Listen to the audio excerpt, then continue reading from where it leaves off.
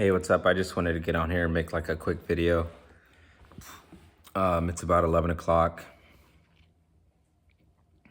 I went to go see my parents for the first time in probably 8 months, which isn't like super uncommon for me. I love my parents. By no means is like this a diss or anything like that. I've worked through a lot of the things that I've experienced growing up. You know, the abandonment and all the stuff like that. And I love them. I forgive them. It's just that I've been trying to just figure things out, and a lot of times, like, my family can just be very overbearing, like with their own issues, with their own problems. And I let them know, like, I just needed some time. I kind of let them know what's going on with my life. I didn't tell them. I told YouTube before, I told them, but I needed to see them, because you know, I would hate for something to happen to them, and I didn't make time to see them. If my father had a stroke in 2019, and, they kind of don't take care of themselves a whole lot. But, my family's just got their own issues. My parents are doing a bit better now, but, I grew up with them, struggling with drug abuse. And, let's say I have 7 brothers and sisters, right? So you don't know who I'm talking about. But one of my siblings, has done cocaine since they were 16, and they are now in their late 30s. They've done so much cocaine that they can touch their fingers through their nostrils. And so I've intentionally done a lot of work to try and set boundaries with my family. But I'm thankful for them, because it makes my story. Like, it's made me into the person that I am today, someone that's relentless and perseveres and has been through a lot of shit and has seen a lot of shit. And I talked to my dad, and it was good to see them. It was good to see my mom and my dad. I brought them, we drank a beer together.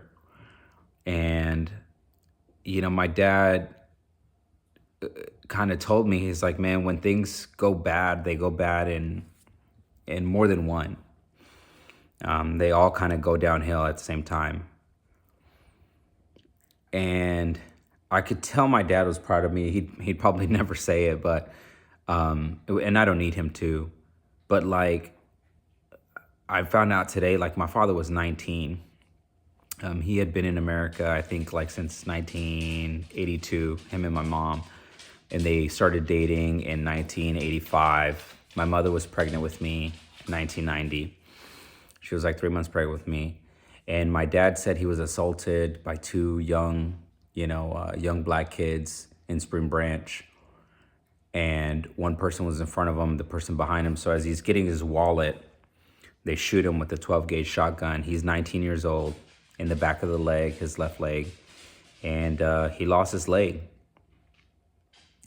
And he said, he remembers, like, being in a nice car afterwards. Like, years later, he kind of went into a depression after that, and really struggled because, he was a go-getter. He was someone that would grind it out. And so he got his prosthetic leg, and he said, like, man, what are these people doing to their country, to their own country? Like, for $20, which is all he had in his wallet, the government has spent a lot of money, to basically help him get rehabilitated. And so my dad's sharing the story, things that I, never thought to ask or even bring up. And it's something that has really kind of helped me out in my time, because it's like my father was even saying, like, there's someone that always has it worse. He's like, they're struggling and they're pretty poor. I'd love to be able to retire them one day. But he says like that he's in a car and he's like he sees people even when they go ask for food at a church. He's like he sees people riding the bus there and giving them money. And he says he got a lot of flack when he was younger because he would give, you know, if he saw like anybody on the street, he'd give them some money, and even if they were black or anything, and he'd get a lot of flack from his friends saying like, dude, black people shot you. Why are you giving them money? He's like, what does this person have to do with what happened to me? And I'm not just like talking about race issues. Obviously, race issues in the 90s in Houston were like really bad, even gang on gang violence. And that's kind of the environment I grew up in. But it just brought me like a great perspective, like I can't blame anyone for the problems that I'm going through or the things that are happening to me. I just need to accept them. I need to let them happen and stop. Stop, Luna. Stop. I just need to accept them. And it was sobering, like my father has his fair share of issues, but like it was sobering just to kind of see my father, be able to talk about how he was able to navigate, hard things that he went through in his life. I mean, getting shot at 19, losing your leg when your spouse or your partner is pregnant with your firstborn son. I could only imagine what he went through. And, then having a stroke in 2019, it could be worse. What we're going through, it could be worse. And the darkest hour is only 60 minutes. This isn't going to happen and be bad forever. It feels like it. It does. But we can't entertain permanent solutions to a temporary problem. I know there's a lot of guys out here that feel hopeless, and I hope this is a space for you. I hope this is a space for men where you could feel like you're seen, because someone is going through a shittier time than me, even if it's me just sharing my story.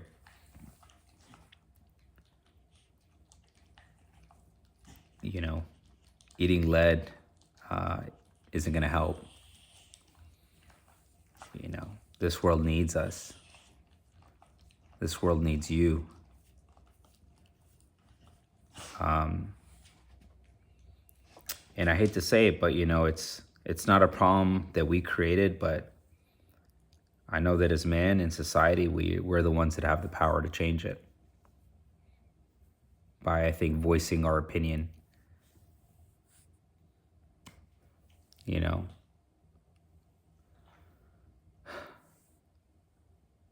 could be worse. Someone always has it worse than we do, than you do, than I do. But you just got to keep on living. LIVIN. Put one foot in front of the other. Get out there and run, set a goal. And I'm glad I saw my parents today. I'm glad I knew I needed to. It was just a matter of time of when. And I told them, I'm good, I'm fine. I needed time to process and hash things out. And my dad, they live like in this super ghetto trailer, and he's like, I have a car and got a bed, and he could barely move like his left arm just from the stroke that he had, but he's walking with a walker. And he says, like I've got a bed that I'm sleeping on, and I've got a roof over my head, and I do too. And I've got this house. I mean, I don't know how I'm going to pay for it. But like every room has a memory. The doorposts have, markings of my kids growing up and their height. And man, if I have to fucking fight just so I can keep that doorpost and the swing in the front, just so that I can keep their house and their memories alive, it's worth it. And I'm grateful. I mean, it could be a lot worse. I could lose this place. I could, I have my children. They're alive. I have my legs. I've got health.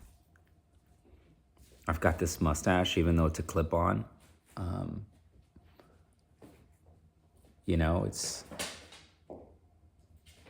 need to reframe. I need to reframe and think about the things that I do have. I have a friend that let me borrow his car.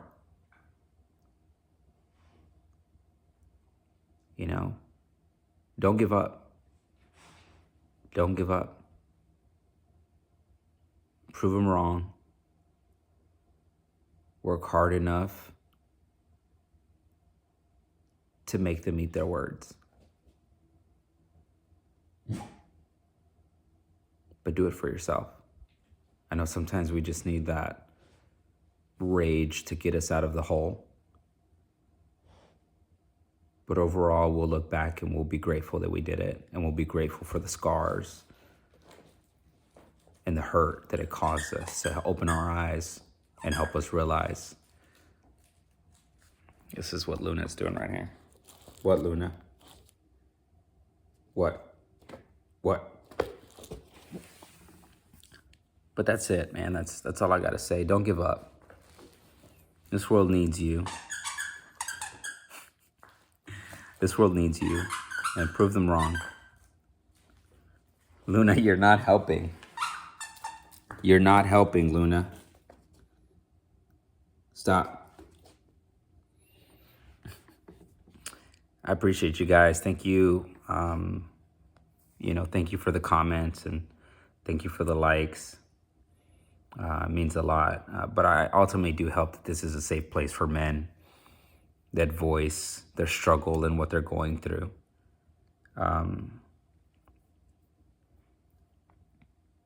Yeah.